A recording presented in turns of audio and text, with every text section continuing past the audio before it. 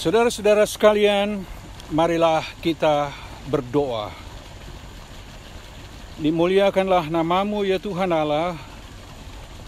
Kami boleh menikmati sukacita di minggu ini, di saat kami sebagai gereja Masih Injili di Minahasa merayakan bulan Gemim bersinode, saat kita mengingat kebaikan Tuhan sejak 30 September tahun 1934 yang lalu. Dengan demikian, hari 30 September nanti kita merayakan HUT Gemim bersinode yang ke-86. Terpujilah nama Tuhan. Dalam minggu ini kita akan merenungkan firman-Nya berdasarkan kesaksian iman dalam 1 Samuel pasal 8. Marilah kita memohon hikmat ilahi dan tuntunan Roh-Nya yang kudus, agar kita dapat memahami kehendak Tuhan melalui tulisan-tulisan kesaksian iman. Terpujilah namamu ya Tuhan Allah, biarlah Roh-Mu menuntun kami, Roh-Mu mengendalikan kami, agar firman-Mu lah yang kami renungkan dan yang kami beritakan. Dalam Dikau ya Yesus Tuhan, firman kehidupan, kami berdoa. Amin. Saudara-saudara, pada minggu ini, minggu kedua pada bulan September ini, MTPJ kita mencatatkan bahwa bacaan kita diambil dari 1 Samuel pasal 8, ayatnya yang pertama sampai ayat terakhir dari pasal ini. 1 Samuel 8 ayat 1 sampai ayat terakhir. Demikian. Setelah Samuel menjadi tua, diangkatnyalah anak-anaknya laki-laki menjadi hakim atas orang Israel. Nama anaknya yang sulung ialah Yoel, dan nama anaknya yang kedua ialah Abia. Keduanya menjadi hakim di Beersheba. Tetapi anak-anaknya itu tidak hidup seperti ayahnya. Mereka mengejar laba, menerima suap, dan memutarbalikkan keadilan. Sebab itu berkumpullah semua tua-tua Israel. Mereka datang kepada Samuel di Rama dan berkata kepadanya, "Engkau sudah tua, dan anak-anakmu tidak hidup seperti engkau. Maka angkatlah sekarang seorang raja atas kami untuk memerintah kami seperti pada segala bangsa-bangsa lain." Waktu mereka berkata, "Berikanlah kepada kami seorang raja untuk memerintah kami," perkataan itu mengesalkan Samuel. Maka berdoalah Samuel kepada Tuhan. Firman Tuhan kepada Samuel, "Dengarkanlah perkataan bangsa itu dalam segala hal yang dikatakan mereka kepadamu. Sebab bukan engkau yang mereka tolak, tetapi akulah yang mereka tolak, supaya jangan aku menjadi raja atas mereka. Tetapi tepat seperti yang dilakukan mereka kepadaku sejak hari aku menuntun mereka keluar dari Mesir sampai hari ini, yakni meninggalkan daku dan beribadah kepada Allah lain, demikianlah juga dilakukan mereka kepadamu.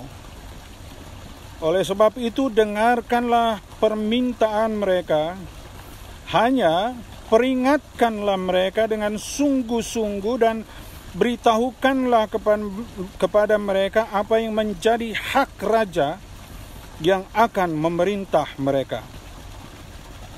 Dan Samuel menyampaikan segala firman Tuhan kepada bangsa itu yang meminta seorang raja kepadanya. Katanya, inilah yang menjadi hak raja yang akan memerintah kamu itu. Anak-anakmu laki-laki akan diambilnya dan dipekerjakannya pada keretanya dan pada kudanya, dan mereka akan berlari di depan keretanya.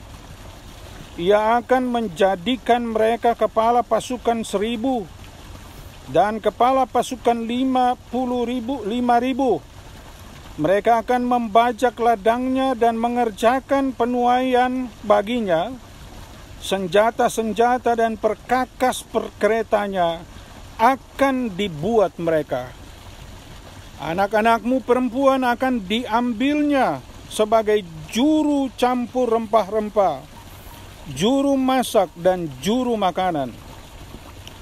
Selanjutnya dari ladangmu, kebun anggurmu dan kebun zaitunmu akan diambilnya yang paling baik dan akan diberikannya kepada pegawai-pegawainya. Dari gandummu dan hasil kebun anggurmu akan diambilnya 1/10 dan akan diberikannya kepada pegawai-pegawai istananya dan kepada pegawai-pegawai yang lain. Budak-budakmu laki-laki dan budakmu perempuan, ternakmu yang terbaik dan keledai-keledaimu akan diambilnya dan dipakainya untuk pekerjaannya. Dari kambing dombamu akan diambilnya 1/10 dan kamu sendiri akan menjadi budaknya. Pada waktu itu kamu akan berteriak karena rajamu yang kamu pilih itu. Tetapi Tuhan tidak akan menjawab kamu pada waktu itu.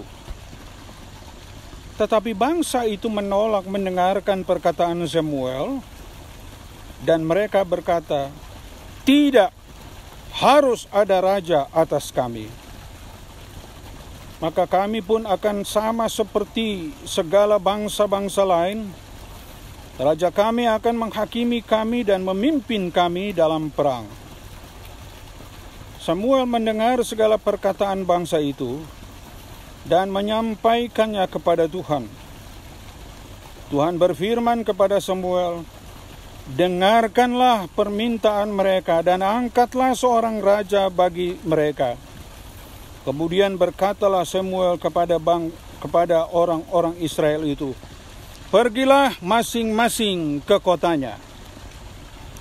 Demikian bacaan kita. Shalom. Damai di hati. Tabea. Saudara-saudara sekalian, bulan ini kita memasuki bulan syukur gemim, saat kita mengingat perbuatan tangan Tuhan yang telah menuntun gereja ini hadir secara mandiri sejak 30 September tahun 1934 yang lalu.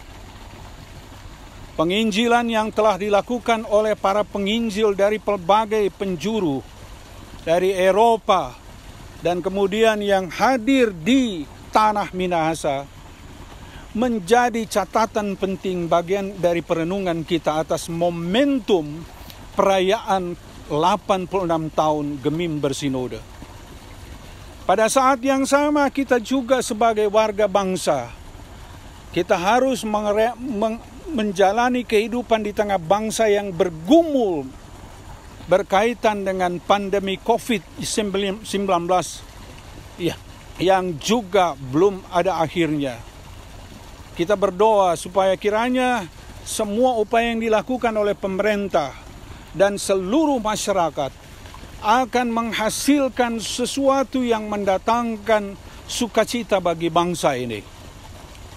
Semoga juga penanganan atas COVID ini dan ditemukannya vaksin yang menolong masyarakat untuk terbebas dari ancaman COVID ini menjadi berkat bagi bangsa ini. Mari kita doakan bangsa ini. Mari kita juga berjuang bersama bangsa ini dan menjaga supaya segala aturan pemerintah akan kita pegang teguh. Saudara-saudara, di daerah kita, bahkan di seluruh Indonesia. Pada minggu ini juga, beberapa hari yang lalu, pesta demokrasi dimulai lagi dengan pendaftaran para calon peserta pilkada serentak. Di daerah Sulawesi Utara, kita akan menyelenggarakan nanti pada 9 September adalah pesta demokrasi dalam rangka pemilihan gubernur dan wakil gubernur Sulawesi Utara. Kemudian di beberapa kabupaten dan kota. Kabupaten seperti Bolaang Mongondo Timur, Bolaang Mongondo Selatan, kemudian Minahasa Selatan, Minahasa Utara, kemudian Kota Bitung, Kota Manado, dan Kota Tomohon. Inilah realita kita yang olehnya melalui MTPJ kita diingatkan bahwa tema pelayanan kita minggu ini adalah berdemokrasi dalam perspektif iman. Nah, persoalannya bagaimana kita kemudian menilai suatu demokrasi dalam kacamata iman kita? Apa yang hendak kita perhatikan? Apa yang hendak kita gumuli bersama berkaitan dengan demokrasi yang bermartabat?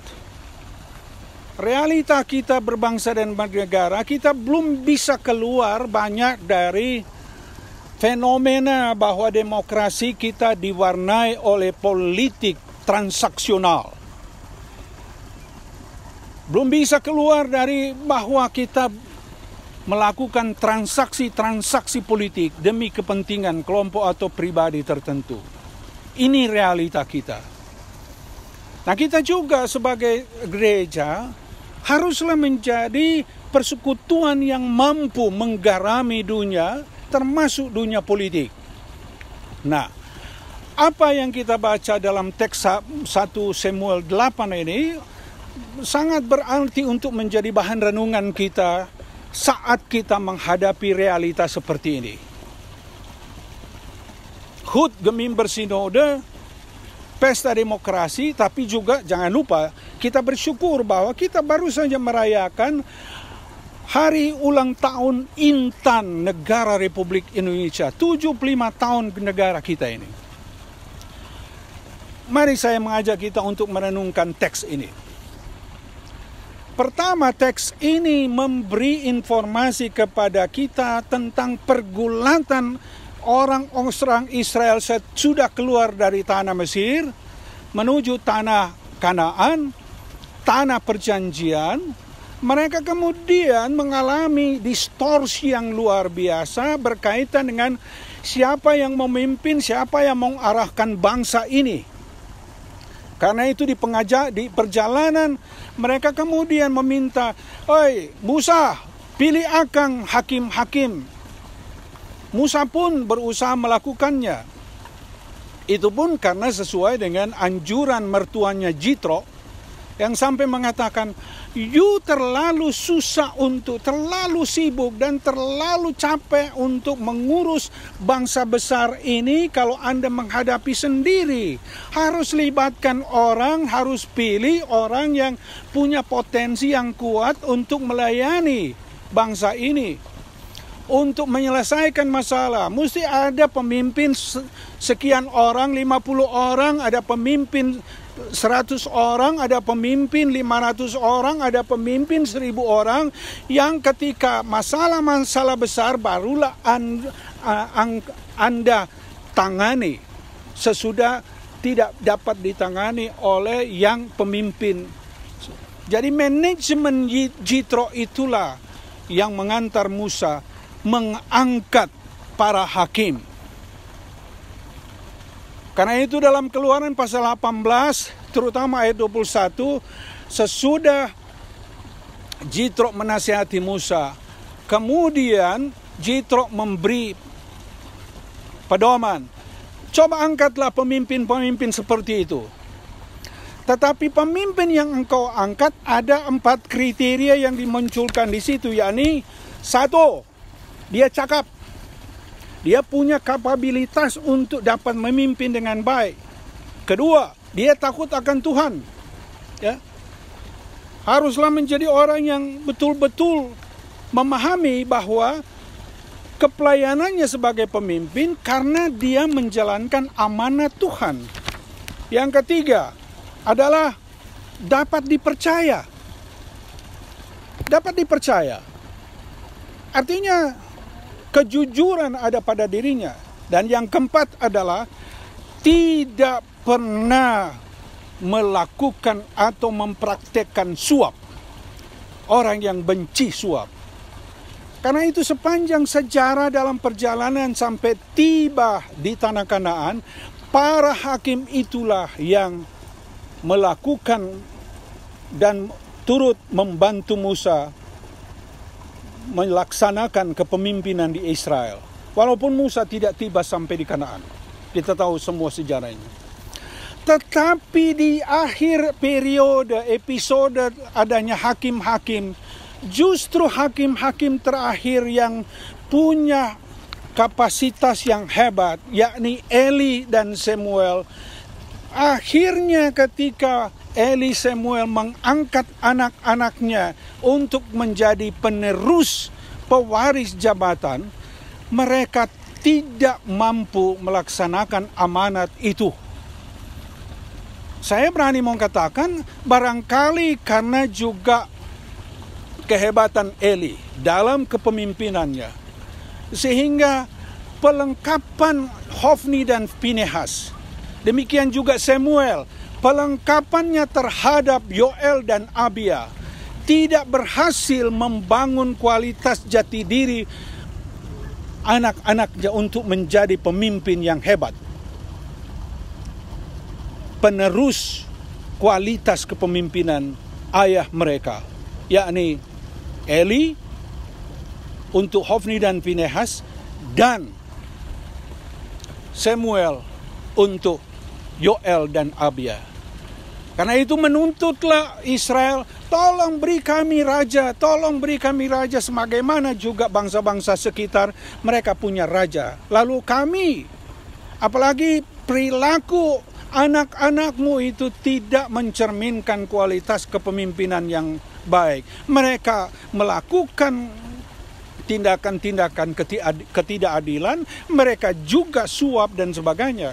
Nah, inilah catatan-catatan reflektif di sini sehingga memaksa umat meminta raja. Tetapi jangan lupa, sebetulnya disinilah juga tuntutan untuk negara ini, yakni bahwa seorang raja yang kalian minta, resikonya adalah bahwa itu berdampak pada masyarakat itu sendiri, bahwa anak-anak mereka baik laki-laki dan perempuan harus menjadi bagian dari mencukupkan kebutuhan kerajaan dan demi juga kemaslahatan bangsa dan negara.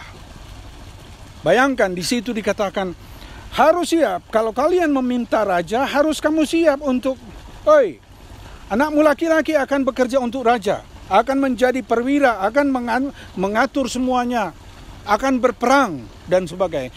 Ini anak-anakmu perempuan akan mengurus dapur, akomodasi dan sebagainya. Tetapi mereka tetap komit untuk, tolong, kami butuh raja. Ya oke, kalau kalian butuh raja silakan. Tetapi kalau kita melihat teks-teks lain, misalnya dalam Mazmur 2 ayat 7, ketika seorang raja memimpin, pada dasarnya dia menjalankan program Allah, karena teokrasi ada pada pemahaman orang Kristen, pada pemahaman orang Yahudi, orang Israel. Pada saat seorang raja diurapi, saat itu dia disebut anak Allah karena melaksanakan kehendak Allah. Anakku engkau, pada saat ini kuperanakkan engkau. Itu dalam Mazmur 2 ayat 7. Pada saat ini Anda harus berlaku sebagai orang yang melaksanakan perintah Allah, dan kepemimpinanmu adalah kepemimpinan dari Allah. Dan itulah yang berlaku mulai dari Saul kemudian Daud, kemudian Salomo, selalu diminta, you harus menjadi raja dan dalam mengikuti kehendak Allah. Sebab itu juga dalam perjanjian baru ketika bicara soal pemerintahan, Paulus sampai mengatakan, pemerintah itu adalah hamba Allah, tetapi hamba Allah dalam bahasa yang dipakai dalam Roma pasal 13 adalah diakonos teu, hamba Allah, diakonos, pelaku untuk kebaikan umat manusia. Semua yang berkaitan dengan urusan pajak dan sebagainya disebutkan leiturgos, ya, leiturgoi teu, para pelayan Allah.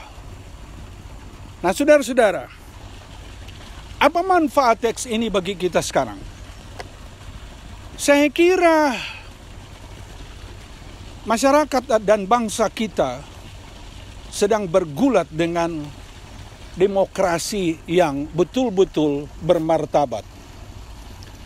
Ketika kita akan memilih pemimpin kita, kiranya juga dalam pikiran dan benak kita selalu tergambar bahwa yang saya pilih adalah orang yang akan menjalankan fungsinya sebagai hamba Allah. Siapapun dia. Apakah gubernur? Apakah wakil gubernur? Apakah bupati dan wakil bupati? Apakah wali kota atau wakil wali kota? Tetapi keterpilihan mereka haruslah jauh dari praktek-praktek politik transaksional. Teks kita sampai mengatakan kegagalan Samuel, termasuk juga kegagalan Eli memperlengkapi anak-anaknya karena anak-anak itu tidak memiliki karakter pemimpin yang hebat. Mereka akhirnya terjebak menjadi pengejar suap, mereka terjebak menjadi pemimpin yang tidak menegakkan keadilan dan kebenaran. Sehingga memaksa Israel, bangsa Israel, meminta raja. Padahal kenyataannya juga dalam sejarah Israel tidak selamanya raja itu berhasil. Banyak raja yang gagal. Salomo yang meminta hikmat pun gagal melaksanakan amanat Allah.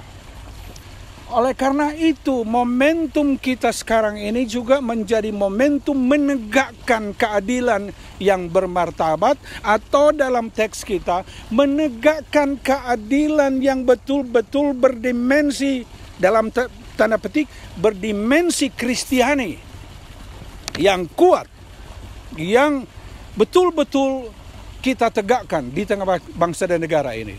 Marilah kita tetap berkomitmen untuk memajukan bangsa ini, termasuk memajukan demokrasi yang beradab, mengambil peran yang konstruktif, peran yang sungguh-sungguh inovatif, tetapi juga kritis, namun harus realistik dalam menyikapi berbagai persoalan bangsa, sehingga kita kemudian bersama-sama menuju masyarakat Indonesia yang diimpikan bersama sesuai dengan Undang-Undang Dasar 45, yakni Indonesia yang adil dan makmur, sekaligus Indonesia yang beradab.